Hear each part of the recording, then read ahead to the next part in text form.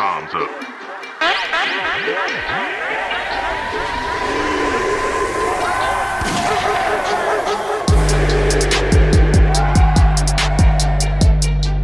Get your comms up. The Panther Comms Podcast with Timmy V.O. Hello, Panther fans, and welcome to another Panther Comms Podcast with my man, Davey. Dave. Let's not beat a dead horse here. We're just going to have a conversation about the draft. And, you know, we haven't recorded anything since the end of last season. And, you know, quite frankly, I would like to forget, well, the first portion of last season. I mean, you know, Coach Wilkes, peace and blessings to him, man. I wish him the best, but, you know, I'd rather forget the whole rule era and all that good stuff. But, you know, speaking about coaching, obviously we have a brand new coaching staff top to bottom. And, you know, considering what we got in the draft and free agency, what do you see happening, Dave, in terms of this coaching staff?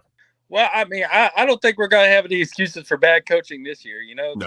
top to bottom. I think it's exciting the way we built out on the offensive side of the ball. You know, we've been known for a running game and defense for so long. And for Frank Wright to come in here and Jim Caldwell and Josh McCown, Deuce Staley, I mean, that's so much experience, so much veteran leadership. I think we got really good things coming on the offensive side of the ball. And then even on the defensive side, where we brought in Ejiro Rivero, Dom Capers, you know, guys like that. I mean, we're so deep, we're so experienced. I'm glad this was the year that we were able to draft a franchise quarterback. So, facts, man. We got one. I feel like we're right now to take control of a division that's kind of in flux right now. I mean, what better time to put in, you know, staff like this, and have a franchise quarterback? You know, it blows my mind. It's kind of like a different approach to team building that I had ever seen before. I don't think I've ever seen anybody build out such a strong coaching staff. You know, I think that's a really cool approach. You know, it's huge. Not just on paper. For real, it's huge. It's huge. I mean, if you look at how much experience, if you look at how much experience between the O-line coach and Reich himself, I mean, and then you throw in, bro, I don't mind it. I remember watching Deuce Staley play, man. Like, there's so much football in that locker room. He's a dog in that running back room, man. Yeah, the players love him. They all seem to be no-nonsense guys, but guys that seem to work well with the other players. So it's really exciting. And then I feel like they took it a step further with some of our free agency additions, because, you know, we added, you know, Andy Dalton to the quarterback room. And that's nothing but veteran experience, you know, seems to be a well-liked guy in the community and everything. Great guy for Bryce Young to learn under. We added Miles Sanders in the running back room, who's, you know, Pro Bowls. He just came off a Super Bowl. He's with his boy Deuce Staley. We added Adam Thielen, who has, you know, all kinds of experience in the wide receiver room. Strong hands. He's got to show all those guys how to be a professional. We kept our boy Bradley Bozeman, who I think might be the biggest thing that we've done for Bryce Young, is to have a legit starting center that can help him, you know, move forward with the offense, learn things. You know, that's big, man. That's underrated, you know. It is. And we got that left tackle on the spot, too. Oh, dude, definitely. Yeah. We already got our left tackle. And oh, man, I'll get into the offensive line a little, but on the defensive side, we added Shy Tuttle, Pro Bowl guy. He can help our budding superstar, Derek Brown, learn a little bit more. We kept Shaq Thompson in the linebacker room. Still got Brian Burns as an edge rusher. We added Von Bell in the safety room. I mean, come on, man. I mean, it's just experience everywhere, in every single room, every facet of it. You know, it's hard. It's hard to argue that you how do you not get good results out of that? You know, like it's solely on the players. I feel like it's up to them to soak up all the coaching and experience that they have around them. Yeah, now, I mean, the learning curve.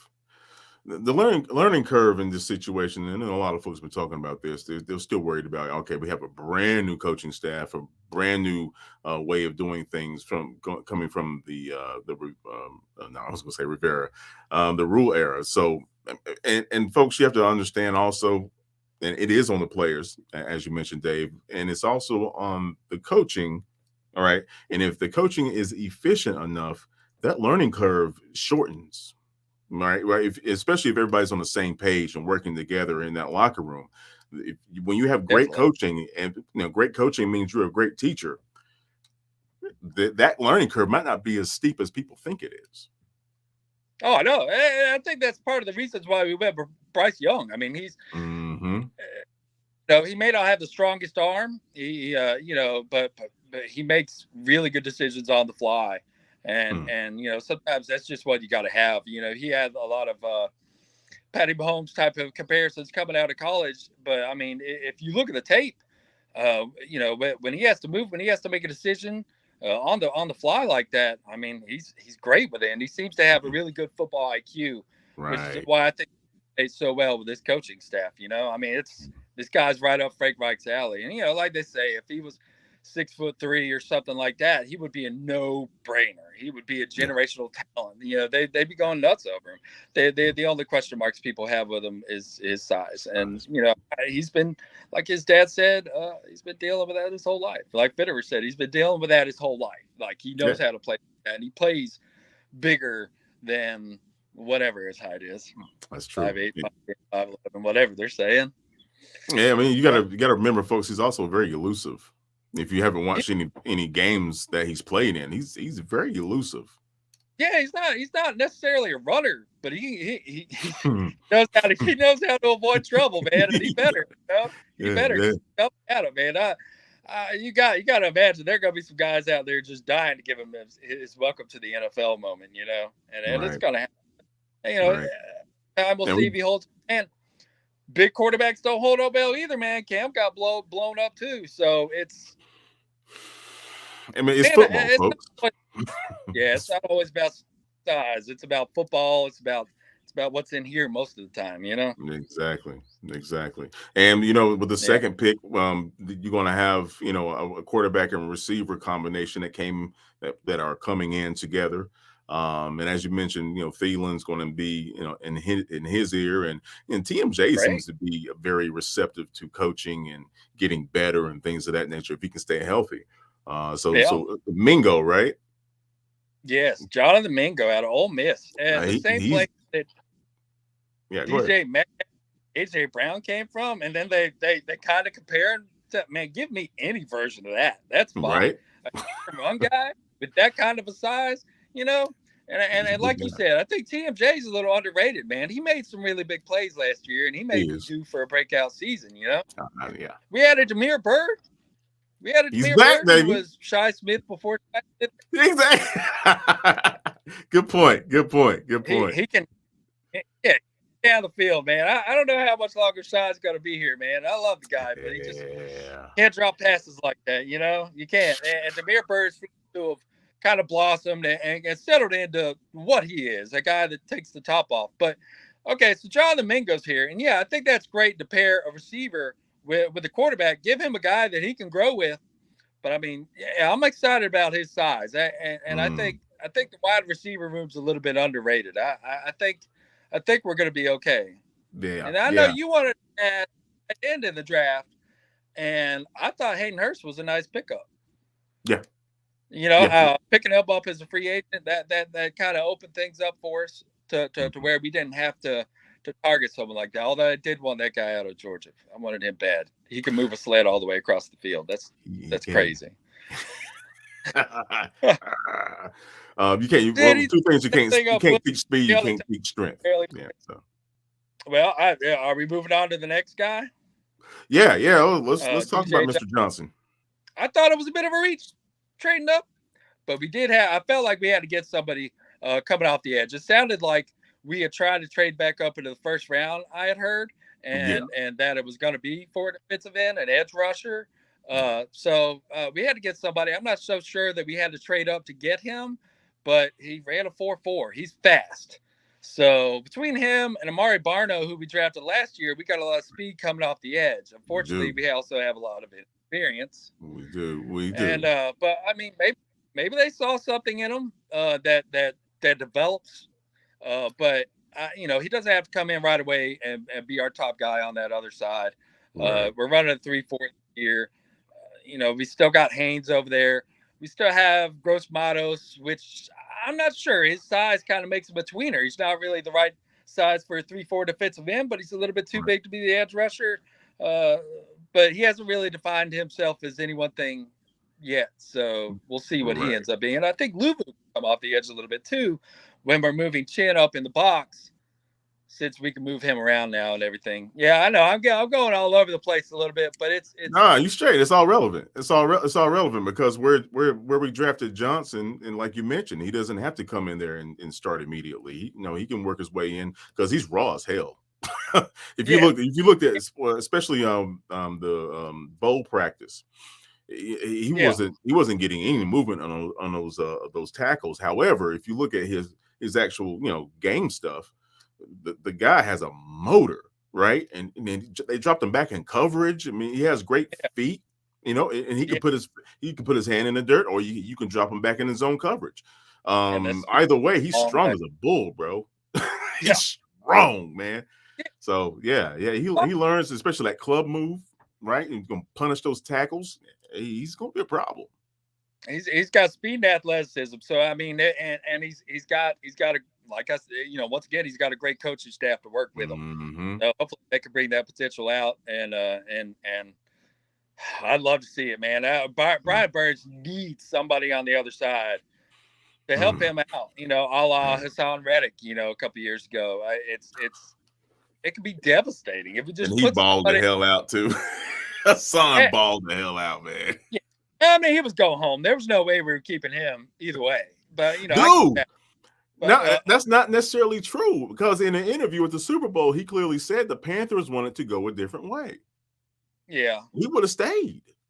Yeah, you could interpret that out. You could interpret that a couple ways. I don't know. I interpret that as Rule was still coaching. That's how I interpret it. I understand. Yeah, definitely. Yeah. He got people running sprints. You think Hassan Reddick is going to come on? Yeah. And you do that. I'm out.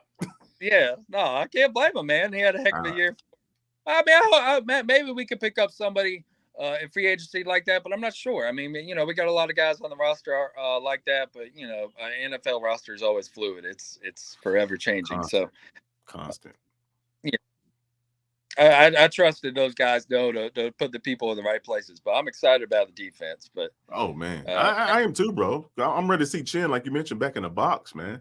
He was wreaking havoc in the box.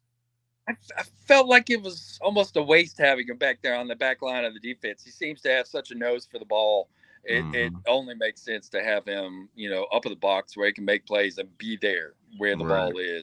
Right. You saw what he did his rookie year. So I'm really excited about him.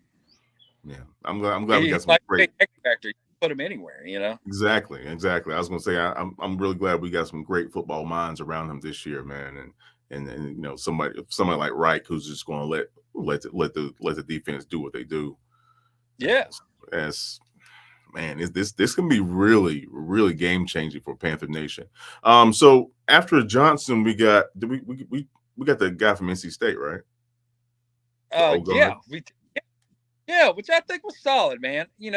When Austin Corbett and Brady Christensen went down with an injury in the last game of the year, Christensen breaking his ankle, Corbett with the ACL tear, which is going to take a little bit longer. We definitely needed to add a little guard depth. We still had Cade Mays, who even lined up a fullback a lot last year in our Arby's package. But adding a guard like that, who's a bulldozer, who just moves people, who also played on the left side with our left tackle for years, that's an underrated part of the move. There's not going to be any adjusting. He already knows how to play with the guy. So if he can come in, if he does have to play left guard next to Ekwonu, there shouldn't be that hard of an adjustment period. No, the continuity is already there. Yeah. I feel like that was a really cool pick, because I think he's a really good guard. I think he's a bulldozer. He's a big dude, big guy. And he can move the line. it really makes sense. It feels good. That feels like a big value pick. I kind of sounded like I was down on DJ Johnson. I'm just kind of, I just didn't know if we had to trade that. But this guy, yeah, all over him, man. I think that was a really solid pick. Yeah. And we definitely need depth there. We still need a swing tackle, I think, just in case. But, maybe there's a guy out there that we could pick up and do that. Or maybe Brady Christensen falls in that role because he could also play right tackle, left tackle. I would say, yeah. I mean, Brady's pretty flexible too, man. I mean, we have several players on that offensive line group that can convert to left guard, right guard, things of that nature. Now it takes time still, because if you practice in a certain position, you have to shed that conditioning and condition yourself in another manner. But experience counts in that regard. So the offensive line, I think we might be going into this season with a really potent offense, folks. Real talk. A legit offensive line to protect our brand new franchise quarterback. So exactly. I mean, it's not like we were, bringing in all kinds of protection the last time we brought in a top pick quarterback. I feel like we're building the right way, and that's exciting. I think fans ought to be excited about it. I know I am. Exactly. Yeah. And we didn't draft a long snapper. Imagine that. Where's that dude at even, man? Where's he even at? I guess we're going to call him up when JJ retires in a year or two. I don't know. Anyway, but yeah, going back to the wide receiver room, in terms of this offense, Chenault was coming out the backfield. Mingo was coming out the backfield at Ole Miss in certain occasions. We have four. Mingo, TMJ, Chenault, and my man we just picked up from Detroit. Well, he's not really a big guy though. TJ Chark. Yeah. But he another one that can take the top off, elusive. Yeah. He stays healthy, he's going to be a problem. Well, but what I was trying to say was we can have a lot of different groupings in that backfield behind Bryce or next to Bryce, if he's in an RPO situation, and have two big body receivers coming out of the backfield at the same time if we wanted to. So one point is, defenses are going to have a very, very hard time, especially with this coaching staff, defending us on a week-to-week basis. Hopefully, Bryce in his aptitude can pick up quickly and he get better each week, because it's wow, the talent's there, man. Like I said, we got pieces all around, and we can do all kinds of things. Be very creative. We don't currently have a bruising running back on the roster. It seems like we're going to be a wide open offense where, Miles Sanders, he can run the ball. He can bruise it up a little bit, but, he's a heck of a pass catcher out of the backfield himself. It'll be interesting to see. And I left out Thomas Brown, the new offensive coordinator, when I was talking about the coaching staff. It'll be interesting to see what he and Frank might come up with in terms of schemes. Like you said, man, I don't. Hopefully the boring days of, hopefully we're going to have a really exciting offense.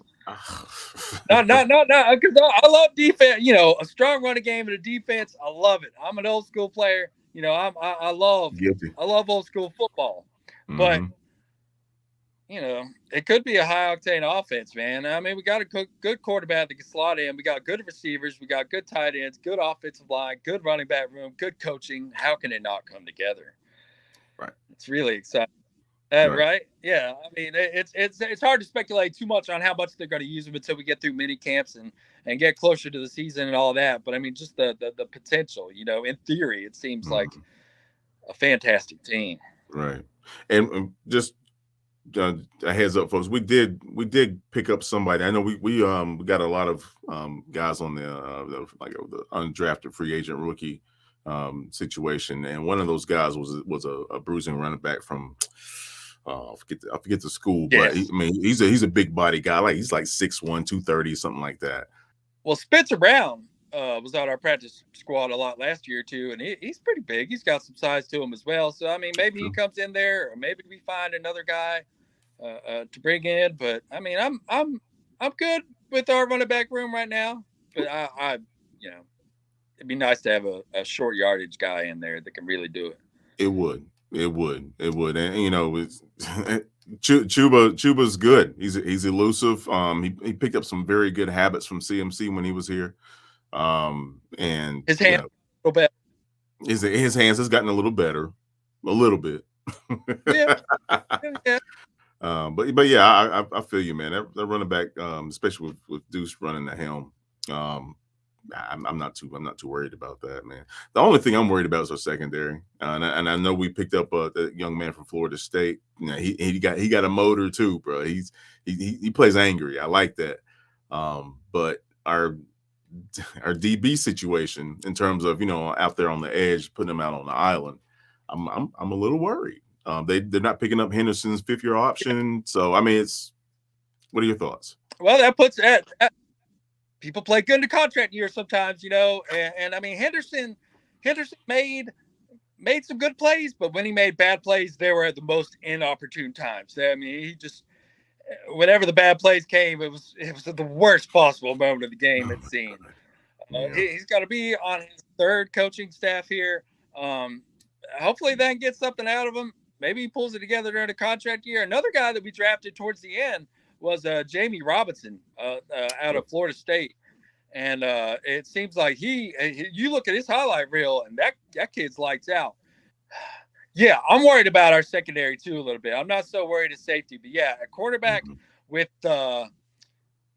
with Dante getting hurt as often, with Joe Horn, I wouldn't say he's injury prone, but just bad luck injuries. So yeah, we need help back there. Yeah. We do. Now, again, the undrafted free agents and folks, you know, other teams cut players, right? And you know, that's another opportunity for us to scoop up somebody after camp, things of that nature before before week 1 and stuff. So and through the season, we can still pick up people. So, but I would like to have the team together, full. And I'm sure they'll do their best to do this going into week 1, man. But at that DB room, Yeah, we were excited about the DB room last year, but we'll see. Bless the heart. Yeah. We'll see. Well, Dave, anything else you want to share? It's been an eventful off season, man, and I'm really excited for things going forward. You know, all the years past, when we were coming in and we had the other coach that was here and all that, it just didn't, we didn't have an identity. We didn't know where we were going. Other coach. We knew this. I love it. Yeah. There would be a lot of changes, and change is good. And hopefully it feels like Tepper has learned from his mistakes. You can't say that they weren't thorough in the quarterback search and the coaching search. And it feels like we really built out a well thought out team.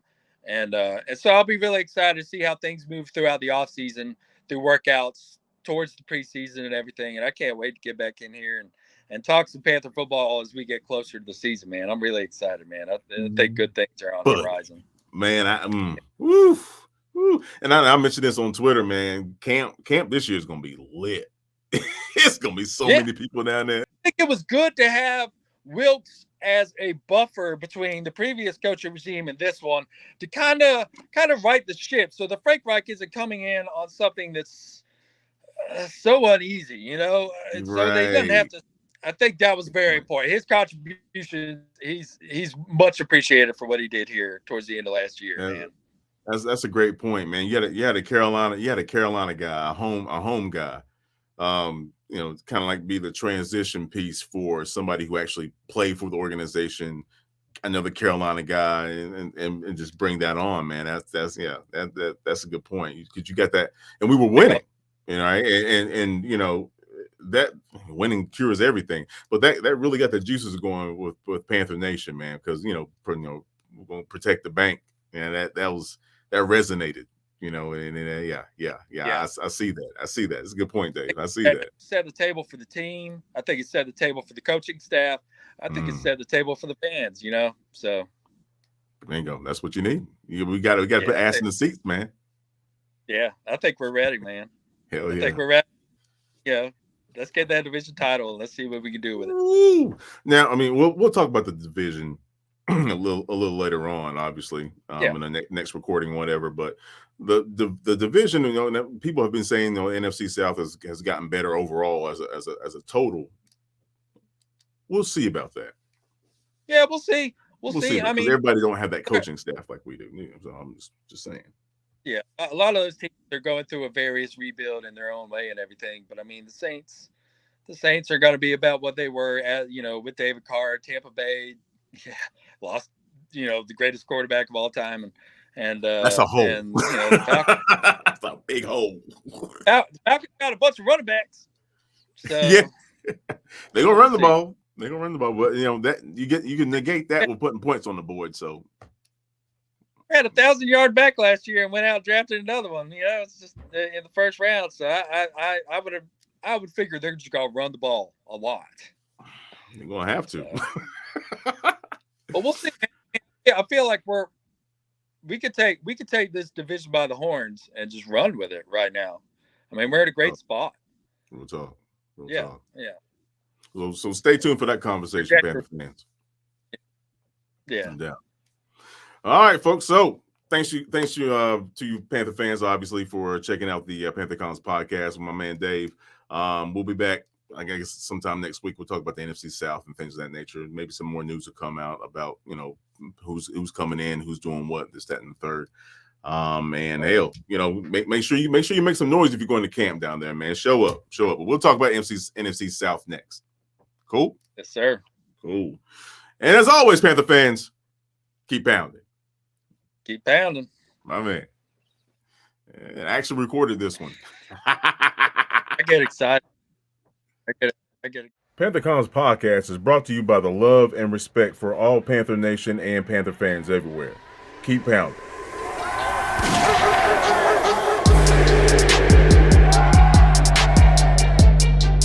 Get your comms up. The Panther Comms podcast with Timmy VO.